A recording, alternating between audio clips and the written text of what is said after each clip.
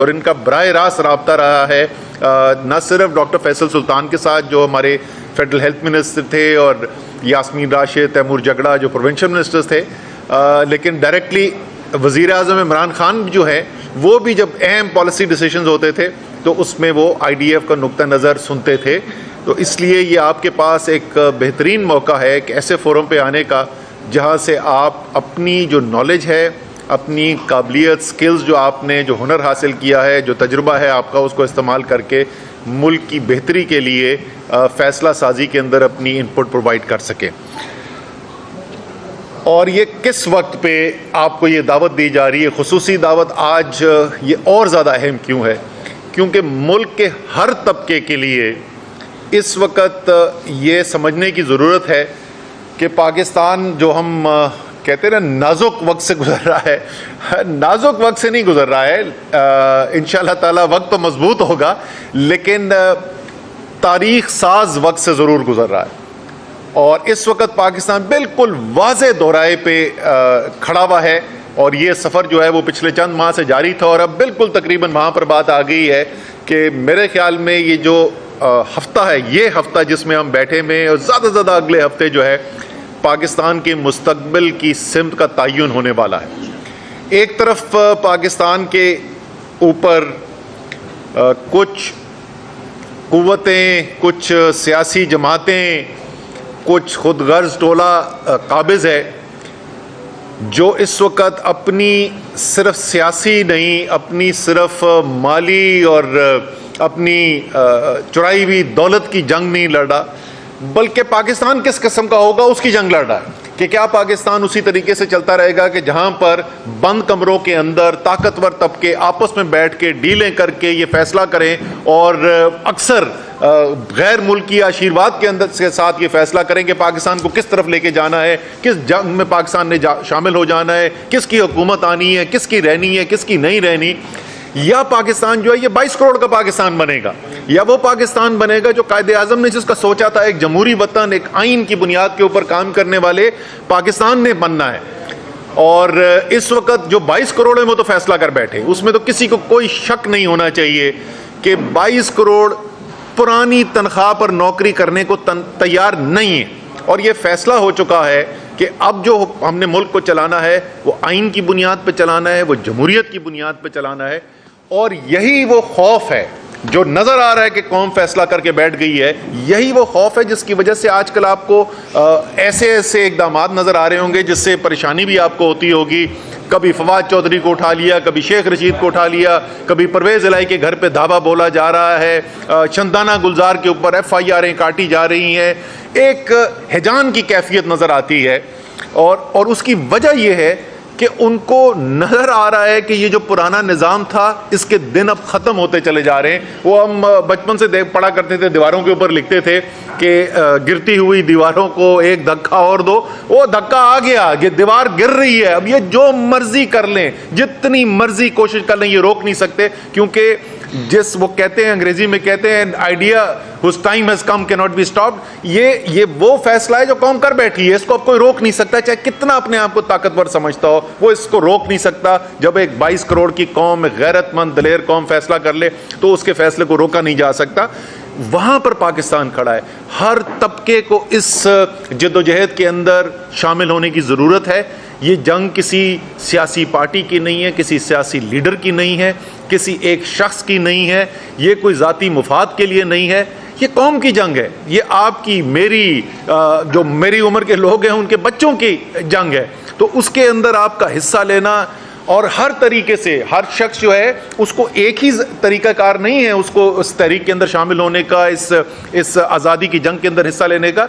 अगर आप शोबे के अंदर महारत रखते हैं तो ये जंग तो जैसे मैंने कहा ये तो पाकिस्तान की कौम ने जीतनी है, पाकिस्तान की अवाम ने जीतनी है, तो लिख दिया जा चुका है, इसकी तो फिक्र नहीं होनी चाहिए। लेकिन आगे फिर पाकिस्तान को वापस पैरों पर भी तो खड़ा करना है ना, वापस जो इस वक्त ज़ख्मी कौम है उसके ज़ख्म भी तो भरने हैं ना। तो हर शोबे के अंदर बशमूल हेल्थ केयर के शोबे के हमें ज़रूरत है कि पाकिस्तान के वो लोग जो दिल में रखते हैं, पाकिस्तान की लगन रखते हैं, पाकिस्तान के लिए की बेहतरी देखना चाहते हैं, जिन्होंने अपना मुस्तकबिल ये पाकिस्तान को बनाया हुआ है, वो सब मिलकर इस काबिश के अंदर हिस्सा लें। आखिरी हिस्सा जिसकी मैं बात करूंगा वो है इस वक्त मईशत की सूरत हाल। इस वक्त IMF का मिशन यहाँ पर आया हुआ है और IMF के साथ हुकूमत के मुज़ाकरात चल रहे हैं, और जैसे इस हुकूमत की बाकी तमाम चीज़ें होती हैं, झूठ के पाँव नहीं होते, तो इसी तरीके से ये पूरा IMF का जो मामला है इसके ऊपर एक अजीब व गरीब आजकल हम टेलीविज़न के ऊपर कहानियाँ सुनते हैं। ज़रा सा वापस याद दिला दें कि पाकिस्तान जो है जिस वक़्त हुकूमत इमरान ख़ान की ख़त्म हुई, जिस वक़्त बैरूनी मुदाखलत की बुनियाद के ऊपर एक रजीम चेंज ऑपरेशन किया गया और उस रजीम चेंज ऑपरेशन के लिए अदम एतमाद का वोट लाया गया, तो उस वक़्त 7th रिव्यू IMF का चल रहा था। उसके बाद उसके हतमी स्टेजेस के अंदर था जिसके अंदर बातचीत जारी थी। इमरान ख़ान का ये की ख्वाहिश थी कि पाकिस्तान के अवाम को आलमी मंडी के अंदर तेल की कीमतें बहुत ज़्यादा बढ़ गई थी, उसके असर से बचाया जा सके जब तक कि वो कीमतें वापस नीचे नहीं आ जाती। और तमाम एक्सपर्ट्स ये कह रहे थे, माहिरीन कह रहे थे कि चंद माह के अंदर कीमतें नीचे आ जाएंगी, और जैसा कि हुआ, जो तेल $120 पे पहुंचा हुआ था वो $80 तक वापस आया। इस वक्त $40 उसके अंदर कमी हो चुकी है। तो उन्होंने कहा कि इस अरसे के अंदर अपनी आवाम पर बोझ डालने के बजाय हम और कुछ अखराजात में कमी करते हैं और उस पैसे से सब्सिडी देते हैं। ये वाहिद चीज़ थी जिसके ऊपर IMF के साथ बातचीत चल रही थी। इनकी हुकूमत आई। हुकूमत आने के बाद एक दिन ये कहते थे कि हम जो करने जा रहे हैं हम क्या करें, हमारे तो हाथ बंधे में, ये इमरान खान का मायदा था। फिर अगले दिन वो कहते थे इन्होंने IMF के मायदे जो है उसकी खिलाफ वर्जी की, इसलिए IMF के साथ मायदा नहीं था। पहले तो ये कुछ 6 हफ्ते 8 हफ्ते यही तमाशा चलता रहा, रोज़ इनका बयान बदलता रहा। आखिरकार सितंबर के महीने में आकर इनका मुआहदा IMF के साथ हो गया, और सितंबर के महीने का मतलब कि इमरान खान की हुकूमत ख़त्म हुए 5 माह गुजर चुके थे। तो जाहिर है ये इस हुकूमत का साइन किया हुआ, इनके दस्तखतशुदा मुआहदा हुआ। उसके ऊपर पहले पैसे भी रिलीज हो गए, पाकिस्तान को पैसे मिले। उसके बाद क्योंकि इसहाक डार जो हैं वो चाहते थे, उनकी शदीद ख्वाहिश थी कि मिफ्ता इस्माइल को उनकी कुर्सी से हटाया जाए, तो उन्होंने कहा कि तो तबाह हो गए और बर्बाद हो गए। मिफ्ता ने पाकिस्तान की मईशत को तबाह बर्बाद कर दिया और ये IMF के सामने लेट गया और मैं बहुत बबर शेर हूँ और मैं आके जो है ना वो सब संभाल लूँगा और IMF को मैं देख लूँगा। ये उनके अल्फाज थे, देख लूँगा, मैं अपनी ज़ुबान में बात करूँगा। तो वो आ गए, उन्होंने अपनी ज़ुबान में जो बात करनी शुरू की, वो मायदा जो है वो फिर रुक गया।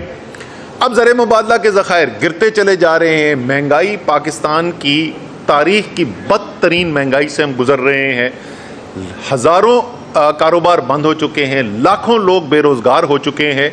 ये आपस की इनकी लड़ाई ख़त्म नहीं होती, और जब बिल्कुल हाथ से इनके मामलात निकल गए हैं तो अब इन्होंने फिर कहना शुरू कर दिया कि वो इमरान खान का मुआहदा था। ओ भाई, इमरान खान का मुआहदा था तो ये आप मुज़ाकरात कर किससे रहे हैं? ये IMF की टीम यहाँ पे क्यों आई हुई है?